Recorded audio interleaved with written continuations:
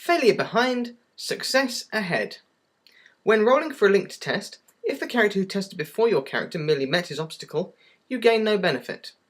If he exceeded his obstacle, your character gains a +1d advantage for his portion of the test. If the character who tested before you failed his test, then the obstacle for your portion is increased by 1.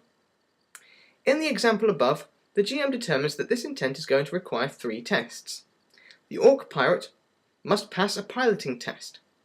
The Priest Navigator must then pass a navigation test, and the Temple Guardian will test his observation as he watches for pirates. In this case, the Orc player barely meets his obstacle.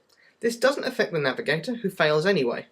Luckily, the aged Temple Guardian passes his test, despite the increased obstacle. The final result is that the ship finds its way to the island, success, but approaches from the wrong angle, failure. She's spotted by pirates in the bay at the same time as she spots them, success. The chase is on. Time and linked tests. As you can see, linked tests are also a device that allows players to use the task resolution system to accomplish goals of a broader scope. Rather than just manoeuvring a ship, a linked test can be used for a whole journey, which can be resolved within a few minutes of play. Advantage and disadvantage. The conditions surrounding a test can modify the base obstacle. Trying to shove someone off a roof is a versus power test. If the roof is slippery, this is an advantage to the pusher. Such advantages give a bonus to the attacker. Conversely, it's pretty easy to spot someone sitting quietly in the corner of a room. But if the room is dark and there is a howling wind blowing through the windows, these conditions make it harder to spot that person. In Burning Wheel terms, the darkness and wind are disadvantages for the spotting character. Advantage. Whenever a player can claim his character has a clear advantage over his target, definitively favourable conditions like higher ground, pushing your opponent onto an ice patch, or a weight advantage in wrestling, he gains +1d to the ability being tested. A player may only lobby for one +1d advantage per test.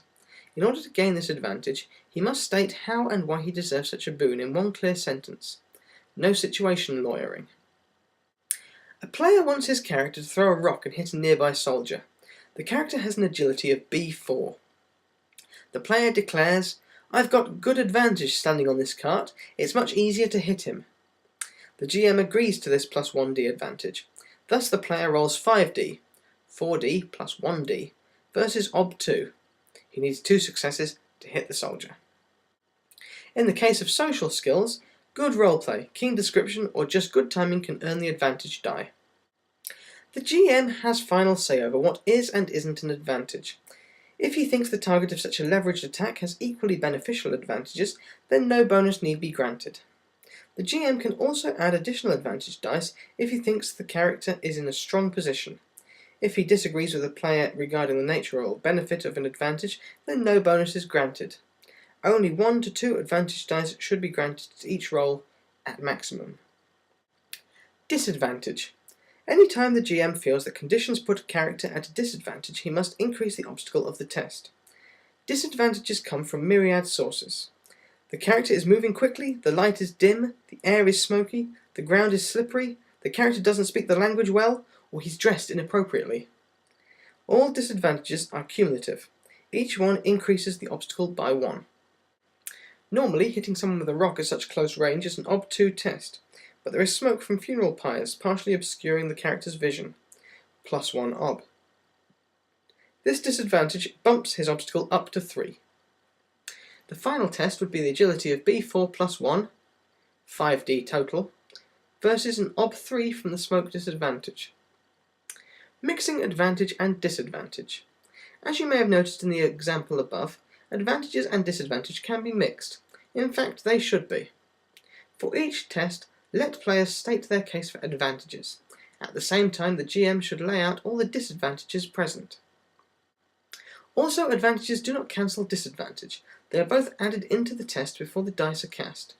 Obstacles go up to make the test harder, dice are added to make it easier. Double obstacle penalty. Some rolls are penalised with a double obstacle penalty. This means you double the obstacle or the amount of successes your opponent rolls and then add modifiers. That's your final obstacle. Don't double the modifiers. Carefully, patiently, quickly. Allocating successes. There are 4 methods a player may use when testing abilities. A test may be made carefully, patiently, or quickly, or by default a test may be taken normally. Testing normally uses the standard rules described above. The other 3 methods each have a different effect on the roll or obstacle. Carefully. Working carefully increases the time for a test by half, but it grants a +1d advantage. If a player wishes his character to work carefully, he must state this before the dice are rolled. If the player fails a test in which he is working carefully, the result indicates that he has run out of time. The bomb goes off, the guards burst in, or the old man dies, etc. By working carefully, the player is allowing the GM to introduce a serious complication upon failure. Patiently. Working patiently allows a player to allocate extra successes to the quality of the finished product. Extra successes can be used to embellish a description or add a flourish. They are largely a narrative device. However, many skills have their own rules for allocating extra successes and their effects. They are described in their individual sections. Extra successes may be allocated to working patiently after the dice are rolled. Quickly. Working quickly allows a character to complete a task in a shorter amount of time. Successes over the obstacle allocated to working quickly reduce the overall time by 10% each. 3 successes over the obstacle reduces time by 30%. Successes may be allocated to working quickly after the dice are rolled. Time for tests is discussed a little further on in this chapter. Mixing methods. Players may have their characters work carefully, patiently, and quickly all at once. To do so, they must describe their actions and inform the GM how they're allocating extra successes. If a player desires his character to work carefully, this must be stated before the dice are rolled. Each extra success can be applied to either working patiently or quickly. Success.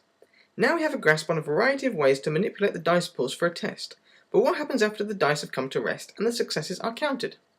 If the successes equal or exceed the obstacle, the character has succeeded in his goal. He achieved his intent and completed the task. This is important enough to say again. Characters who are successful complete actions in the manner described by the player. A successful roll is sacrosanct in Burning Wheel, and neither GM nor other players can change the fact that the act was successful. The GM may only embellish or reinforce a successful ability test. "I kill him," Rich shouts. The GM responds, "Test your sword skill. That's what you're using, right?" Rich rolls his B5 sword skill and produces an amazing 5 successes. The GM consults the weapons chapter and anatomy of injury chapters. "Yep, that does it. He's a goner. Describe it for us, please." Rich jumps up from his chair. "I decapitate him like so. Then I stand rigid while making Bruce Lee noises." Or, Pete announces, "I want to poison the wizard." The GM arches his eyebrow. "How so?" Pete's got a plan. "I'll sneak into the kitchen, disguised as a hound sergeant. Then I'll intimidate one of his slaves to take him poisoned tea in the guise of herbal medicine." The GM considers for a moment. "That's pretty good. You'll need to make a linked test with disguise, inconspicuous, and intimidation. Plus houndwise, I think." Pete nods and gets ready to burn some arter. If his rolls are successful, the wizard will be poisoned, even though he didn't drop the poison directly in his mouth. Why? Because Pete stated his intent, described his task, and the dice came up in his favour. The most important criteria for passing a test is that play moves in the direction of the success, even if only momentarily.